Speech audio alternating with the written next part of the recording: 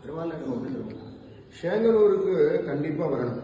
ஆச்சாரியருடைய அவதார ஸ்தலத்தை கண்டிப்பா சேவிக்கணும். இப்ப நீங்க சேவிக்கிறது சுவாமி பெரியவாச்சான் பிள்ளை வியாக்கியான சக்கரவர்த்தி. 4000க்கும் இவர் மட்டும்தான் பூர்த்தியா வியாக்கியானம் பண்ணியிருக்கார்.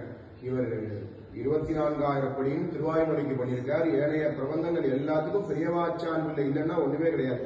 அதுபோல ரகசிய திரயம்னு சொல்லுவா, அதற்கு இவர் தான் பண்ணியிருக்கார். 4 விஷயங்கள் இந்த சம்பிரதாயத்தில் ரொம்ப விசேஷமா சொல்லப்படுறது. அந்த ரகசிய திரயத்துக்கு வியாக்கியானம் பண்ணியிருக்கார். மாணிக்க மாலைன்னு உயர்ந்த கிரந்தத்துக்கு பண்ணியிருக்கார்.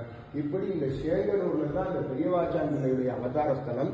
அந்த அவதார ஸ்தலத்துல பெரியவாச்சான் பிள்ளை என்ன பண்ணினார் அப்படின்னா, திருவேங்கடமுடையானுக்கு கைங்கரியம் பண்ண போனார். அப்படி கைங்கரியம் பண்ணும் பொழுது திருவேங்கடமுடையான்கிட்ட பிரார்த்திக்கிறார், உங்க பிரிந்து எப்படி இருப்பேன்னு.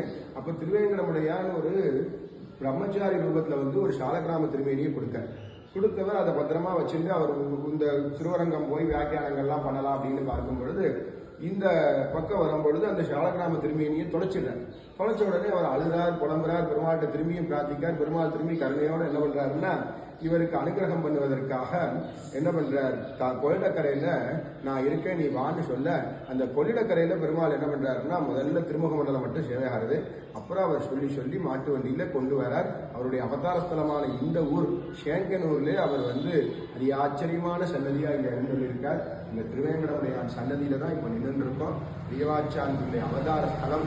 அண்ணா சம்பிரதாயத்துக்கு பல அர்த்த விசேஷங்களை கொடுத்திருக்கக்கூடிய கிருஷ்ணபிரேமி அண்ணா அவருடையதான அவதார ஸ்தலம். பெரியவாச்சான் பிள்ளையுடைய புனரவதாரமே கொண்டாடப்படக்கூடிய அந்த மகாத்மான்னு சொன்னா எல்லாருக்கும் சொல்ல முடியாது. அந்த கிருஷ்ணபிரேமி சுவாமியுடைய அவதார பூமியும் இந்த இடமா இருக்கிறது. அவரும் ஆவணி ரோகிணி, பெரியவாச்சான் பிள்ளையும் ஆவணி ரோகிணி, கண்ணனும் ஆவணி ரோகிணி. அதைத்தான் நம்ம திருமங்கை ஆழ்வாருடைய பாசத்துல பார்க்கிறோம். பக்தராவி பெருமாள்கிட்ட திருக்கண்ணமங்கையில பாடும் பொழுது என் கவியின் பொருளை கேட்கலான்னு சொல்லும் பொழுது அவரே திரும்பி திருமங்கை ஆழ்வாரே நம்பிள்ளையாக அவதாரம் பண்ணி, பெரியவாச்சான் பிள்ளையே பிள்ளைலோகாச்சாரியராக அவதாரம் பண்ணி, இரண்டாட்டு நடுவே இந்த அர்த்தங்களை எல்லாம் பேசிண்டா, பெரியவாச்சான் பிள்ளையாக அவதாரம் பண்ணி 2 பேரும் இந்த விஷயங்கள் எல்லாம் தெரிஞ்சுண்டா அப்படிங்கிறதெல்லாம் ரொம்ப பல சரித்திரங்கள் நம்முடைய பூர்வாச்சாரியர்களுடைய கதையில இந்த அச்சாரூபியான பெருமாள் அவ்வளவு அனுகிரகம் பண்ண போய்தான் ராமாயணத்துக்கு ஒரு அற்புதமான பண்ணியிருக்கார். கனிஷ்டோக ராமாயணத்துல பாசுரப்படி ராமாயணம்னு சொல்லி 4000 திவ்ய பிரபந்தத்தில் உள்ள வார்த்தைகளை கொண்டே ராமாயணம் பண்ணியிருக்கார். அது இங்க போட்டிருக்காங்க,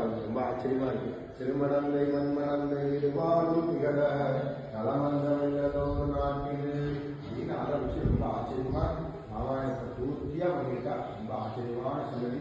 அண்ணாதிருவடிகளுக்கு பல்லாண்டு பாடி, பெரியவாச்சான் பிள்ளை திருவடிகளுக்கு பல்லாண்டு பாடி, திருவேங்கடமுடையான் அவனுடைய திருவடிகளுக்கு பல்லாண்டு பாடி, ஸ்ரீயகாந்தாய கல்யாண நிதேத்தியாம் ஸ்ரீவேங்கட நிவாசாய ஸ்ரீனிவாசாய மங்களம் சிவதேரம்ய ஜாமாதரம் நீந்திராய மகாத்மனி ஸ்ரீரங்க வாசனே முயா ஸ்ரீ பெரியவாச்சான் பிள்ளை திருவடிகளே சரணம்.